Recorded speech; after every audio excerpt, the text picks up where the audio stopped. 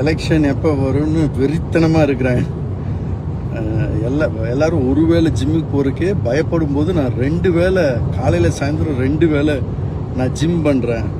இது சீமானுடைய புது சவடால். ஜிம்முக்கு போகிறதுக்கும் எலெக்ஷனுக்கு என்ன சம்மந்தம் இருக்குது? வர வர கமலஹாசன் சார் மாதிரி பேச ஆரம்பிச்சிட்டிங்கம்மா சார்.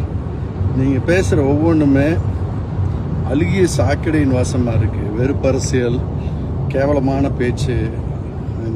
இதை விட்டுட்டு மக்களுக்கு தேவையானதை சொல்லுங்கள், செய்யுங்க. மக்கள் ரசிக்கிற மாதிரி பேசுங்க. நீங்கள் யாருன்னு தமிழ்நாடு வேண்டாம், உங்கள் உள்ளூர் தாண்டி வெளியூர்காரங்களுக்கு தெரியாது.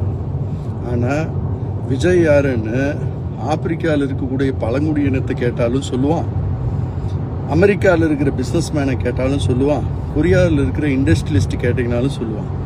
ஈவன் இந்தியாவில் இருக்கிற எந்த பச்சை குழந்தைய கேட்டாலும் அவர் யாருன்னு சொல்லுவாங்க. அதனால் அந்த மாதிரி ஒரு பேரை கொண்டு வரக்கு முயற்சி பண்ணுற பாருங்க. பேசுகிற வார்த்தைகளில் தன்மை இருக்கணும், அடக்கம் இருக்கணும், மரியாதை இருக்கணும், பண்பு இருக்கணும், ஒழுக்கம் இருக்கணும். அப்போ எல்லாமே இருந்தால் தான் நம்ம கான்ஃபிடெண்ட்டாக பேசணும். இது எதுவுமே இல்லாமல் கெட்ட வார்த்தைகளை பேசிட்டு அதை சரி பண்ணுறதுக்கு அடுக்கடுக்கான பொய்களை சொல்லி வேண்டாம் சீமான் சார். இது உங்களுடைய அரசியல் பயணம் இல்லை.